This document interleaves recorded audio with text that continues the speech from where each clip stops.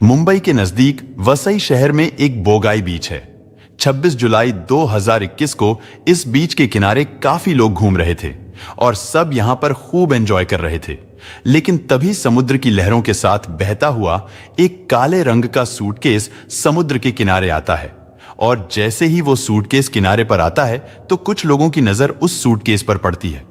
Suitcase को देखते ही लोगों के मन में कई तरह के ख्याल आने लगते हैं और फिर उन्हीं लोगों में से एक व्यक्ति उस सूटकेस को देखकर पुलिस को फोन करता है और फिर थोड़ी ही देर में पुलिस बोगाई बीच पर पहुंच जाती है। और जैसे ही पुलिस उस सूटकेस को देखती है तो पुलिस वालों को भी उस बैग को देखकर कुछ शक होने लगता है और जब उस सूटकेस को खोला जाता है तो पुलिस का शक यकीन में बदल जाता है, क्योंकि उस सूटकेस के अंदर एक लाश थी और लाश की अजीब बात यह थी कि उस लाश का सिर नहीं था, यानी ये सिर कटी हुई लाश थी, लेकिन उस लाश के जिस्म पर पूरे कपड़े थे। इसके बाद पुलिस उस सूटकेस को अच्छे से चेक करती है और आसपास करीब 1 या 2 किलोमीटर के इलाके में छानबीन की जाती है और पुलिस को कहीं ना कहीं लग रहा था कि हो सकता है इस लाश का सिर भी यहीं फेंका गया हो और हो सकता है वो उन्हें मिल जाए। लेकिन बहुत छानबीन करने के बाद भी पुलिस को लाश का सिर नहीं मिलता। इसके बाद उस शव को पोस्टमार्टम के लिए हॉस्पिटल भेज दिया जाता है और पुलिस उस सूटकेस की एक बार फिर से अच्छे से तलाशी करती है ताकि कहीं से उन्हें कोई सुराग तो मिले, लेकिन इसका कोई फायदा नहीं हुआ और पुलिस अब पोस्टमार्टम रिपोर्ट आने का इंतजार करती है ताकि उस लाश से ही कोई सुराग मिल जाए और जिससे ये पता लगाया जा सके कि मरने वाली कौन थी, क्योंकि लाश को देखकर ये तो पता चल ही गया था कि ये किसी महिला की लाश है।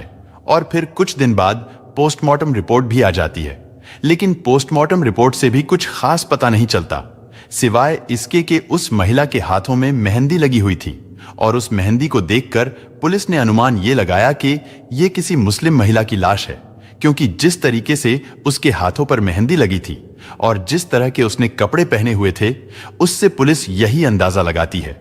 यानी इसके अलावा पुलिस के पास अभी तक कोई और जानकारी नहीं थी। इसके बाद पुलिस उस लाश की कुछ फोटोज निकलवाती है और उन्हें आसपास के कुछ इलाकों में लगाया जाता है ताकि कहीं से इस लाश के बारे में कुछ सुराग मिल जाए या फिर कोई उसे ढूंढता हुआ पुलिस के पास आ जाए। और साथ ही वसई पुलिस द्वारा मुंबई के सभी पुलिस स्टेशन में भी यह सूचना दे दी जाती है कि अगर किसी महिला की कोई मिसिंग रिपोर्ट हो तो उन्हें इसकी जानकारी दी जाए। लेकिन इतना कुछ करने के बाद भी पुलिस को इस लाश के बारे में कहीं से कुछ भी पता नहीं चला और ना ही कहीं से कोई सुराग मिला। और अब पुलिस भी परेशान थी कि आखिर कैसे इस ब्लाइंड मर्डर की गुत्थी को सुलझाया जाए। और इसी तरह छानबीन करते करते पुलिस को काफी समय बीत जाता है, यानी 26 जुलाई को पुलिस को ये लाश मिली थी और अभी तक लगभग 6 महीने बीत चुके थे, मगर फिर भी पुलिस को कहीं से कोई सुराग नहीं मिला था। और इसी तरह छानबीन करते करते लगभग पूरा साल खत्म हो जाता है और फिर साल 2022 आ जाता है। लेकिन अच्छी बात यह थी कि पुलिस ने उस लाश का डीएनए सैंपल, उसके फोटो और कुछ कपड़े संभाल कर रख लिए थे। इसके बाद पुलिस ने उस लाश को मुस्लिम रीति रिवाजों के साथ मुंबई के एक कब्रिस्तान में दफन करवा दिया था। इसके बाद समय बीतता गया और इसी तरह लगभग 14 महीने बीत जाते हैं और अब तक भी पुलिस को कहीं से कोई सुराग नहीं मिला था। लेकिन फिर अचानक ही 29 अगस्त को, यानी 14 महीने बाद, एक व्यक्ति मुंबई के एक पुलिस स्टेशन में आता है और वहां आकर वो कहता है कि मेरी भतीजी पिछले करीब 14 महीने से घर से गायब है और हमें उसका कोई पता नहीं लग रहा है कि आखिर वो अचानक कहां चली गई है। इसके बाद वो व्यक्ति अपनी भतीजी के लापता होने की रिपोर्ट लिखवाता है। वो अपनी भतीजी का नाम सानिया बताते हैं और कहते हैं कि मैं सानिया का चाचा हूं और मैं कर्नाटक के बेलगम से आया हूं। पुलिस उनसे पूछती है कि आपकी भतीजी को लापता हुए करीब 1 साल से ज्यादा समय बीत चुका है और आप इतने दिन बाद अपनी भतीजी की मिसिंग रिपोर्ट लिखवाने आए हैं, यानी इतने दिन तक आप कहां थे और क्या कर रहे थे और आपकी भतीजी यहां मुंबई में क्या कर रही थी। वो पुलिस को बताते हैं कि सानिया अनाथ है, यानी उसके माँ बाप नहीं हैं और मैंने ही उसे पाल पोस कर बड़ा किया है। सानिया के चाचा ठीक ठाक परिवार से थे, यानी वो फाइनेंशियली भी स्ट्रांग थे और साल 2017 में उन्होंने सानिया की शादी मुंबई के नाला सुपारा में रहने वाले आसिफ शेख से की थी और उस समय आसिफ सऊदी अरब में नौकरी करता था। उन्होंने बताया कि सानिया और आसिफ की अरेंज मैरिज हुई थी, लेकिन उन दोनों की सहमति से हुई थी और वो दोनों ही इस शादी से बहुत खुश थे और फिर 2019 में सानिया ने एक बेटी को जन्म दिया, जिसका नाम उन्होंने अमायरा रखा, क्योंकि ये एक खुशहाल परिवार था। लेकिन अब इनके घर में एक और नई खुशी आ गई थी। सानिया के चाचा जावेद ने पुलिस से आगे बताया कि अक्सर अपनी बेटी सानिया से हमारी फोन पर बात होती रहती थी, लेकिन अचानक से उसने हमारा फोन उठाना बंद कर दिया था और फिर कुछ दिन बाद उसका फोन हमेशा के लिए स्विच ऑफ हो गया।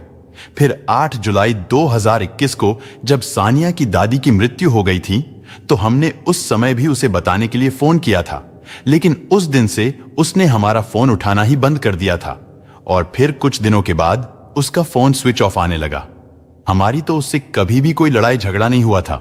उन्होंने पुलिस को यह भी बताया कि हमारी कभी भी सानिया के पति आसिफ से बात नहीं होती थी और ना ही वो खुद फोन करके हमसे बात करता था। और जब सानिया फोन नहीं उठा रही थी तो हमने आसिफ को फोन किया था, क्योंकि लॉकडाउन की वजह से हम सानिया से मिलने नहीं जा सकते थे। लेकिन जब भी हम आसिफ को फोन करके कहते थे कि सानिया से हमारी बात करा दो, तो वो कहता था कि आपने रॉन्ग नंबर पर कॉल किया है। इसके बाद पुलिस ने सानिया के चाचा जावेद से सानिया के ससुराल का एड्रेस पूछा, तो जावेद शेख ने पुलिस को एक और अजीब बात बताई। जावेद शेख ने बताया कि सानिया के ससुराल वाले नाला सुपारा के अचौले में रश्मि रेजेंसी अपार्टमेंट में रहते थे, क्योंकि उसके ससुराल में जॉइंट फैमिली थी, इसलिए वो सभी लोग साथ में ही रहते थे। जावेद शेख ने बताया कि सबसे पहले वो अपनी बेटी के ससुराल ही गए थे, क्योंकि वो वहां पर पहले भी आते जाते रहते थे, तो उन्हें अच्छे से पता था कि उनका घर कहां पर है। लेकिन जब वो इस बार नाला सुपारा में आसिफ के घर पहुंचे तो वहां पर उन्हें सानिया के ससुराल वालों में से कोई भी नहीं मिला था। फिर उन्हें आसपास के लोगों से पूछने पर पता चला कि आसिफ के परिवार ने तो अपना ये घर बेच दिया है और वो लोग अब कहीं और शिफ्ट हो गए हैं। ये सब जानकर जावेद शेख उस समय बहुत परेशान हुए थे। एक तो बेटी के बारे में उन्हें कुछ पता नहीं चल रहा था और अब उसके ससुराल वाले भी अपना ये घर बेचकर कहीं और चले गए थे और अब ये भी नहीं पता कि वो कहां पर गए हैं, यानी अब उनको कहां ढूंढा जाए। जावेद शेख के साथ उनके कुछ रिश्तेदार भी आए हुए थे, क्योंकि इस उम्र में वो अकेले कर्नाटक से मुंबई नहीं आ सकते थे। नाला सुपारा में उनके पड़ोसियों को भी नहीं पता था कि आसिफ का परिवार कहां पर गया है। जावेद शेख परेशान थे कि अब बेटी को कैसे ढूंढा जाए, क्योंकि जावेद थोड़े पुराने ख्यालात के व्यक्ति थे। इसलिए वो अपने फोन में नंबर सेव रखने के बजाय एक छोटी सी डायरी में लिखकर रखते थे। चाचा जावेद ने अपनी इस फोन बुक में देखना शुरू किया तो उसमें उन्हें सानिया की सास का मोबाइल नंबर मिल गया। उन्होंने तुरंत उस नंबर पर फोन किया तो सानिया की सास ने फोन उठा लिया। फिर चाचा जावेद ने उनसे बात की और बातों बातों में सानिया की सास ने बताया कि उन्होंने अपना घर बेच दिया है और वो अब कहीं और शिफ्ट हो गए हैं। फिर उन्होंने जगह का नाम भी बताया।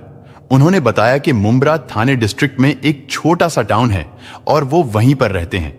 और सानिया की सास ने एक लैंडमार्क भी बताया कि इनके घर के पास एक बड़ा सा मैरिज हॉल है।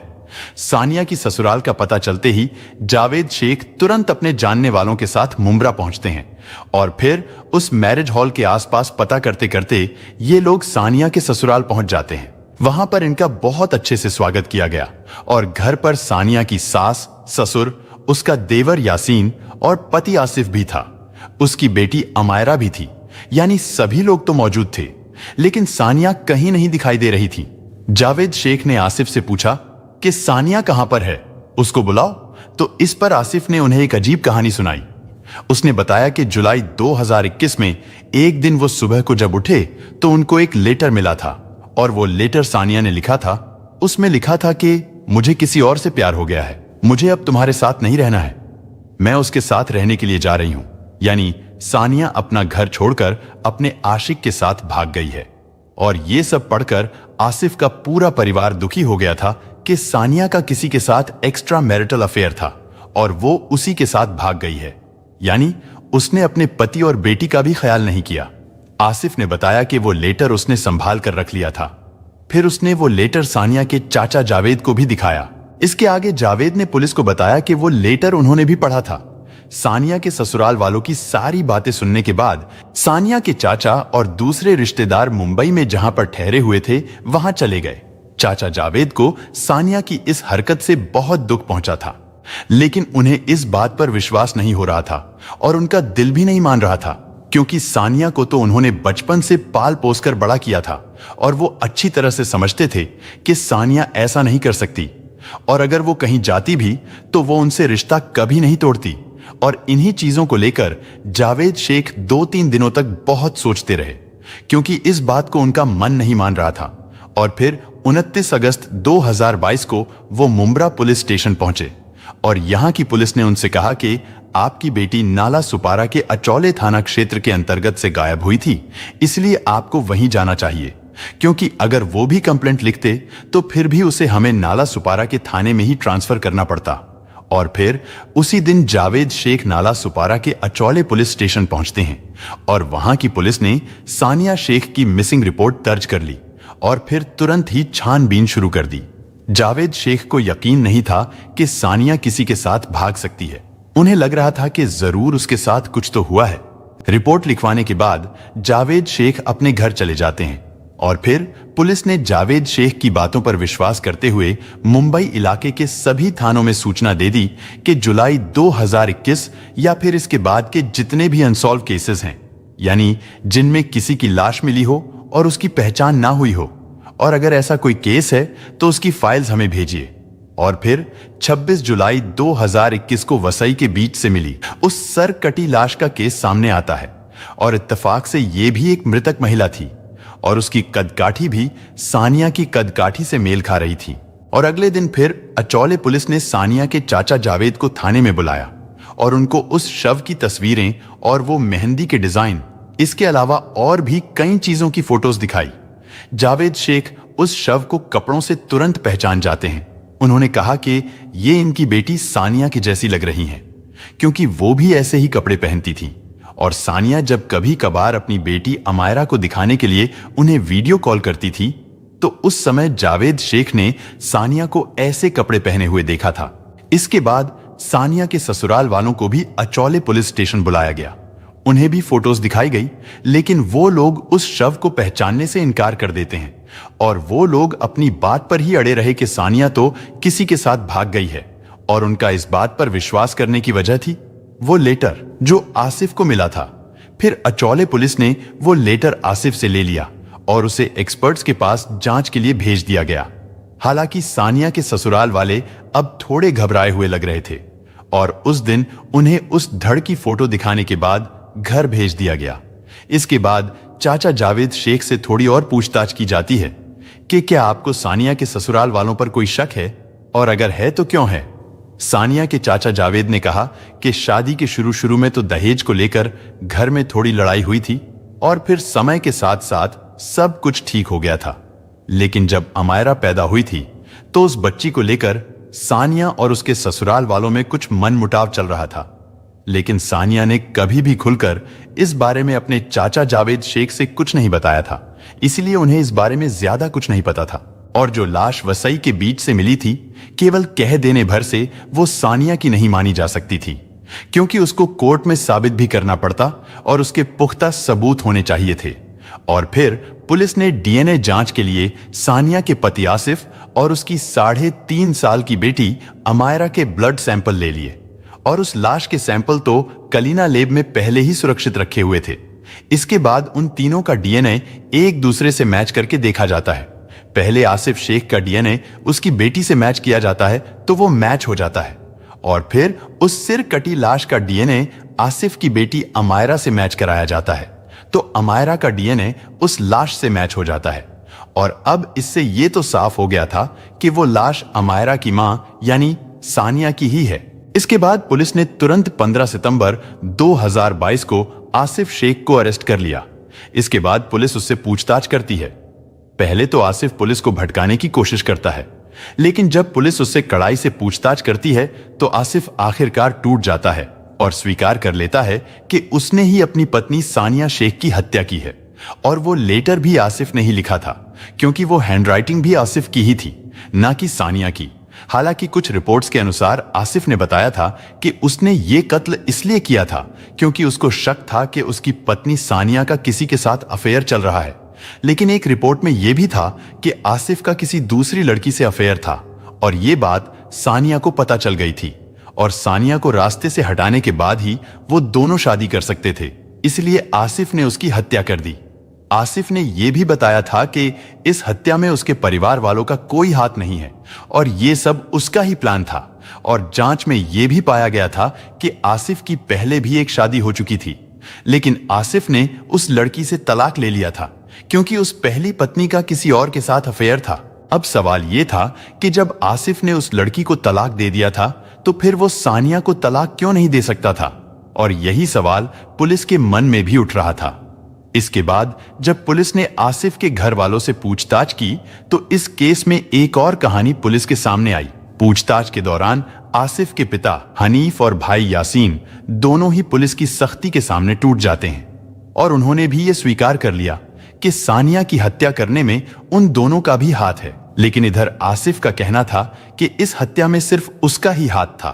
तो फिर उसके पिता और भाई ने कैसे ये जुर्म स्वीकार कर लिया था? दरअसल हुआ कुछ यूं था कि जब 2021 में आसिफ का पूरा परिवार नाला सुपारा के घर में रहा करता था। 21 जुलाई को बकरीद का त्योहार था। सुबह को सानिया उठती है और नहा धोकर तैयार होती है। फिर वो खाना बनाने के लिए किचन में चली गई। उस दिन शाम को उनके यहां मेहमान भी आने वाले थे, लेकिन अजीब बात यह थी कि उस दिन घर पर सानिया के अलावा उसका पति, ससुर और देवर, बस ये 3 लोग ही थे। इसके अलावा घर के जितने भी लोग थे वो सब मुंब्रा चले गए थे और सानिया की बेटी को भी वहीं भेज दिया गया था। मुंब्रा में आसिफ की सगी बहन का ससुराल था। इधर सानिया की ससुराल की बात करें तो उस दिन बकरीद का त्योहार था, इसलिए उन्होंने बकरे काटने वाले चाकू छुरे भी तैयार कर रखे थे और घर पर रस्सी भी रखी हुई थी। इसके बाद आसिफ, यासीन और हनीफ, उन तीनों ने एक बड़े से टब में पानी भर दिया और बेचारी सानिया जो उनके लिए किचन में खाना बना रही थी, ये तीनों हैवान मिलकर उसे पकड़ लेते हैं और उसके हाथ पैर बांधकर उसे पानी से भरे टब में डाल देते हैं। सानिया उस टब में डूबने लगती है। हाथ पैर बंधे होने के कारण सानिया कुछ भी नहीं कर पा रही थी और फिर थोड़ी देर के बाद सानिया ने दम तोड़ दिया। इसके बाद वो तीनों उसको बाहर निकालते हैं, लेकिन अभी भी उन तीनों को लग रहा था कि शायद सानिया जीवित है। इसके बाद आसिफ ने अपनी पत्नी का गला दबाया और बहुत देर तक दबाए रखा।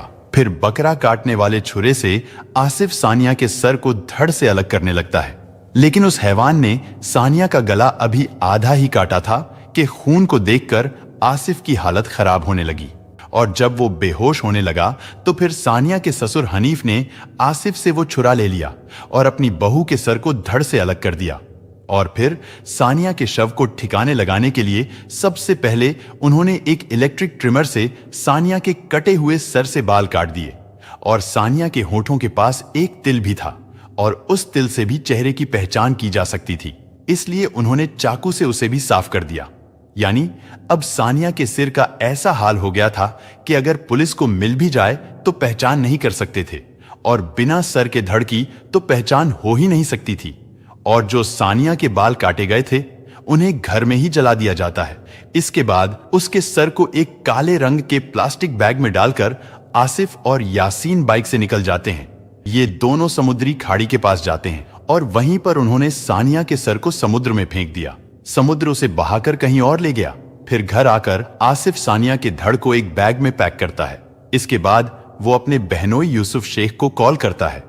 क्योंकि उसका बहनोई मुंबई में कैब ड्राइवर था, इसलिए आसिफ ने यूसुफ से फोन पर कहा था कि आप जल्दी से अपनी कैब लेकर घर पर आओ। और ये दोपहर का समय था। यूसुफ तुरंत आसिफ के घर पर आता है और फिर उसको भी इस हत्या के बारे में बताया जाता है।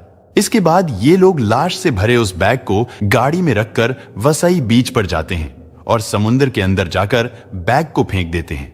उन्होंने सोचा था कि समुद्र उसे बहाकर कहीं दूर ले जाएगा। इसके बाद वो लोग अपने घर आ जाते हैं।